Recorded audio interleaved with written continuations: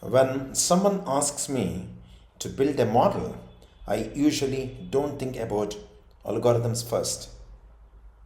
That already puts me at odds with how data science is often taught. Most courses, tutorials, and videos assume the problem is already well defined, whereas it will not be the case. So, therefore, they start with feature engineering, model selection, metrics. In real work, that assumption is often quite wrong. So, here is the way that I approach modeling, and it is different. I'll explain how it is different. So, before I ask how to model something, I ask whether the thing that I'm being asked to model is stable, well defined, and worth modeling at all. That's important to examine. This video is about that part of the work, not the algorithm, not the tooling, the judgment that comes before all of it. So I want to do some problem setup here. So you can see here I've already have the Jupyter notebook opened and it's empty. So I want to take a very common example. I want you to assume this to be a SaaS business. And the question therefore is, can we predict customer churn? As simple as that. That sounds very straightforward, isn't it? But before I touch any model, I typically would want to understand what churn even looks like in the data. So what I'm going to do is now, as you can see the notebook, I'm going to do some data setup. So I want to set some expectations for this video setting. I want to paste some code that I've already created. In fact, I've already created to generate a small data set. Remember, this is not about realism in every detail. I just want behavior that is familiar. So what I'm going to do is, I'm going to copy paste some code that I've already created and I'm going to run this. So you can see here, I've copy pasted this code. All of you can hopefully see. I'm going to run this code. Okay, so you could use any IDE of choice. I've used Jupyter Lab. Okay, so what you're seeing is the output of the executable code, and therefore you see top 5 records of the data set. So each row that you see here is a customer in a particular month. The churn flag, the last column in the data set that you see here, is going to be 1 if the customer churned in that particular month. Because I'm seeing only the top 5 records, turns out there is no churn in that particular month. So this is the data set. So at this point, I'm not interested in features. We have features like customer ID, month, active users, support tickets, plan type, churn. I'm particularly not interested in features at this point. What I'm interested is in this target, which we called churn. Okay? So when I say I'm interested in target, what I mean is I'm going to look at the target distribution. So using value counts in Python. Okay, so let me just execute this code. And you can see for churn 0, we have some number 0.96. You can convert it to percentage and say it is 96%. And for churn equal to 1, that is churn in that month, we have close to 3.8%, let's say. Okay. So if you look at these numbers, an average churn looks relatively rare. And that's quite reasonable, isn't it? Nothing alarming here. But averages hide structure. I want you to take note of it. Averages tend to hide structure. These numbers tell me how often churn happened, not whether it meant the same thing throughout the period. So whenever I see a clean average like this, my next question typically would be, was this generated by one stable process or several different ones. So what I'm going to look at next is churn over time as a visual output.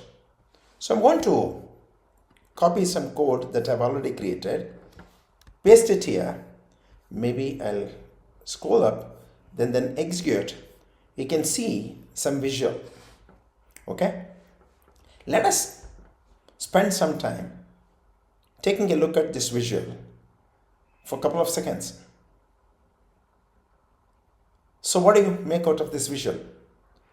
So whenever I see an output like this, I absolutely tend to slow down a bit. Okay. So you can see here, there is one kind of pattern for a certain period from Jan 22 to Jan 23. And between this period, April to October, you see there is a shift in the pattern, and that is clear shift evident in this visual. Okay. So I'm pointing to the later months. As you can see, from April to October, what matters to me isn't just churn has increased. Okay. It is that the baseline level changed quite significantly. Okay. So what I immediately look at when I see this, I assume one of the three things happening in the system. One could be the business changed, or the definition of churn changed, or the data collection changed. So any of this could be a possibility. So if you wonder why this matters, let me just explain why it actually matters in a real world setting. All the three things that I assumed, namely the business changed, definition of the churn itself changed, or the data collection changed, violate the assumption that a single model can explicitly explain the entire history of the churn. Okay? So what I'm going to look at is to see this shift and try and quantify this shift. So allow me to copy some more lines of code, and I'll scroll up and paste it here so that you all can clearly see, and I execute this. So you see some numbers. Okay. So what is this confirming? This confirms what the plot actually suggested. Let's scroll up a bit and see what the plot is suggesting. So the numbers here actually confirm that. So what it says is the baseline churn rate itself is very different. Hope you all can notice here. Why is this important? At this particular point in time, I'm no longer asking which model should I use. Please take note. I'm asking whether this is still one problem. Okay. So what I'm going to do is, I'm going to be deliberate and intentional from here onwards, and for the next few minutes I'll try and fit a very simple model here. Okay. So let me just copy the code that I've created, and I'm going to paste it here. So I want to run this lines of code. You can see here the model score is 96.17%. Okay. I've basically built a very simple model here. As you can see here, I built a logistic regression model. Not to build a solution, just to observe the behavior. That's what I set the earlier expectation, isn't it? So what I mean by that is, let's look at the output. 96.17 looks like a reasonable score, isn't it? For many of us. And that's where the exact danger lies, according to my experience as an industry practitioner. So the model that we have built, in this case logistic regression, is not wrong. The metric that we are looking at is also not wrong. But the model has learned an average of two different regimes. Okay, you can see one here, you can see the other regime, so to speak, here. The model has learned on an average two different regimes. Okay, so that's what I want you to recognize here. So the numbers are actually confirming that. So in such cases, when I encounter situations like this, I step back and make some decisions. Okay? If you look at this particular demonstration that I'm doing live for this video, this is how model often fails in the real world practice. Okay?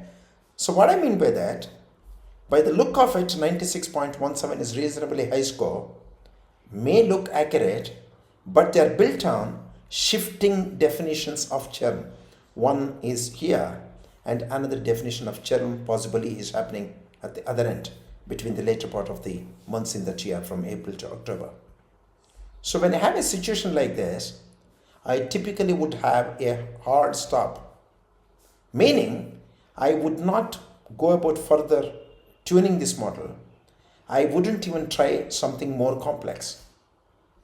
So what I would do is I'll go back to the business or the stakeholders and ask when churn started meaning something different and why. Okay? So hope with this demo you got the drift of what I'm trying to communicate. If you want to learn modeling and data science the right way, not just how to run algorithms, but how to decide when they make sense, please consider subscribing to my YouTube channel. So I'm going to share more sessions like this where we focus on judgment, assumptions, and let's call it as real world failure modes. If this changed how you think about data, then actually it is working, isn't it? Thanks for your time. Looking forward to seeing you in my next video. Happy learning. Bye-bye.